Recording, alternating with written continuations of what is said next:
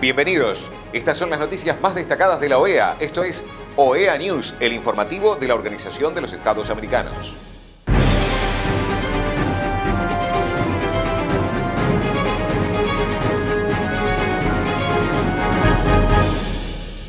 Es momento de compartir los títulos de las noticias más importantes que vamos a estar brindando a ustedes. Cuarta Semana Interamericana de los y las Afrodescendientes en las Américas. OEA y Facebook cooperarán en integridad electoral, derechos humanos y recuperación económica. Declaración del secretario general de la OEA en el Día Mundial del Agua. Organización Panamericana de la Salud. Sesión informativa sobre la situación de COVID-19. La OEA conmemora la Cuarta Semana Interamericana de los y las Afrodescendientes en las Américas. Este año, la OEA conmemora la Cuarta Semana Interamericana de las y los afrodescendientes en las Américas bajo el lema "Poner fin al legado racista de la esclavitud".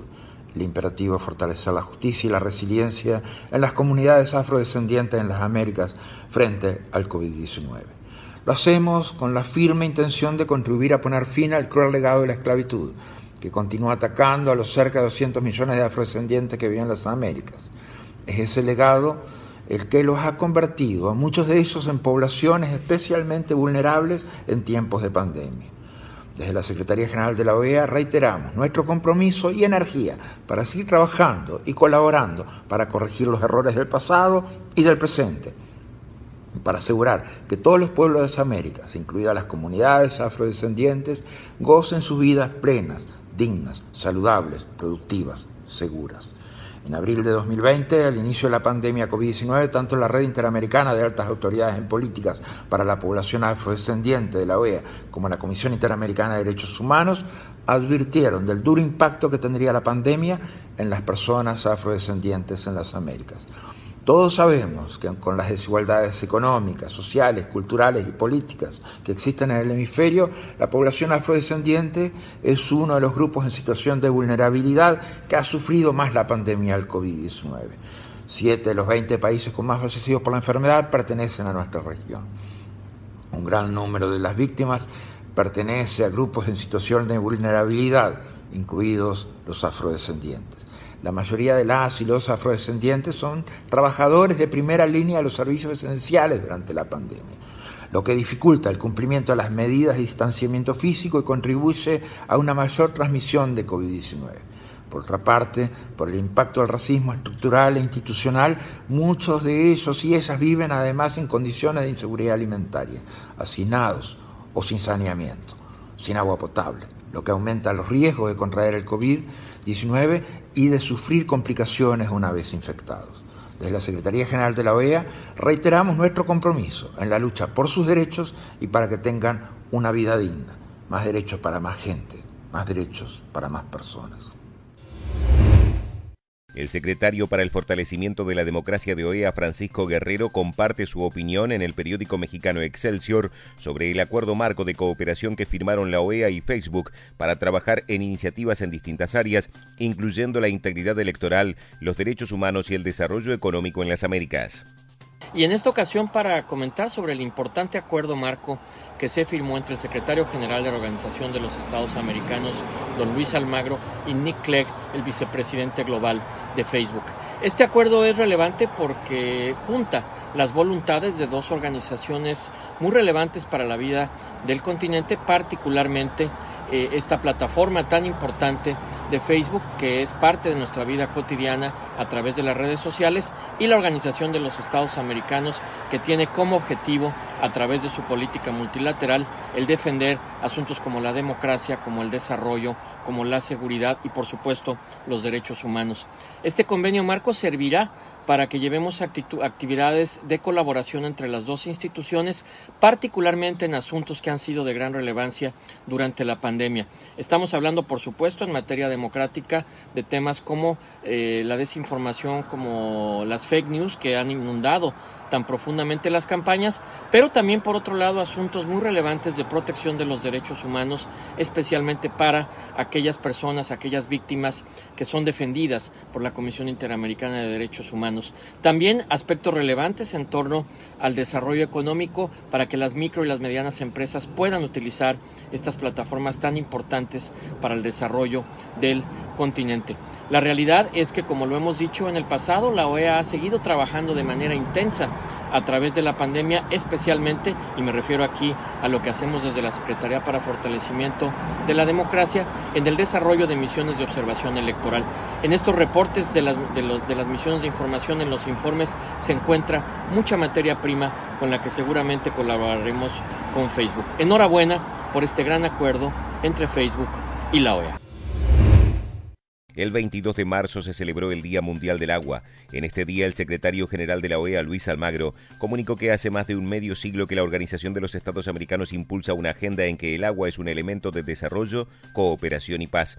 Hoy, frente a la emergencia sanitaria suscitada por el COVID-19, queda claro que una buena gobernanza del agua es central para garantizar el derecho a la salud, en especial de las comunidades con mayor situación de vulnerabilidad. La experiencia nos ha permitido comprender que el valor del agua trasciende su dimensión económica porque implica vida, seguridad alimenticia, salud, recreación y desarrollo.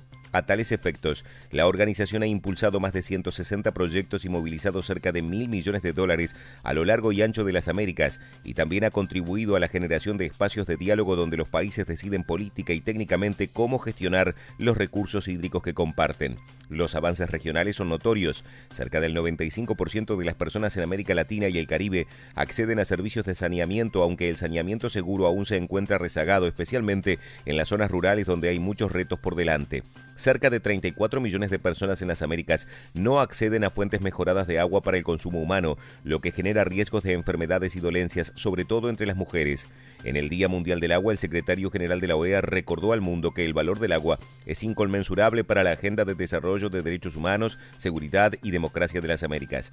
Apostar por su gestión eficiente e inclusiva es una tarea que la emergencia sanitaria ha vuelto a poner en su dimensión real. Preparar a la región frente a futuras epidemias y pandemias requerirá que se aúnen esfuerzos para reducir las brechas de acceso al agua y al saneamiento. Desde la Secretaría General de la OEA seguiremos impulsando una agenda donde el agua como recurso invaluable sea un eje fundamental para garantizar más derechos para más personas, concluyó Almagro. La Organización Panamericana de la Salud realizó una sesión informativa sobre la situación del COVID-19 en las Américas. La semana pasada, más de 1.200 millones de personas contrajeron la COVID-19 en las Américas y más de 31.272 personas fallecieron debido al virus. Se notificaron más casos en la región la semana pasada que la semana anterior, lo cual significa que a pesar del despliegue gradual de vacunas, millones de personas siguen siendo vulnerables de contraer la enfermedad e incluso de fallecer. Debemos seguir tomando la COVID-19 con seriedad. Los casos comenzaron a estabilizarse en los Estados Unidos, Canadá y México, si bien el estado de Ontario, en Canadá, notificó un alza en casos en las últimas 2 semanas. En el mismo periodo, los Estados Unidos y en los Estados Unidos, los estados de Minnesota y West Virginia han notificado aumentos en el número de muertes. En América Central, nos alienta ver la caída de casos en Panamá, una caída que ha sido constante ya durante varias semanas. Por otra parte, nos preocupa el alza en el número de casos y hospitalizaciones en Guatemala, que ponen a prueba la capacidad de camas hospitalarias debido al ingreso de pacientes. El virus sigue creciendo de manera peligrosa en el Brasil.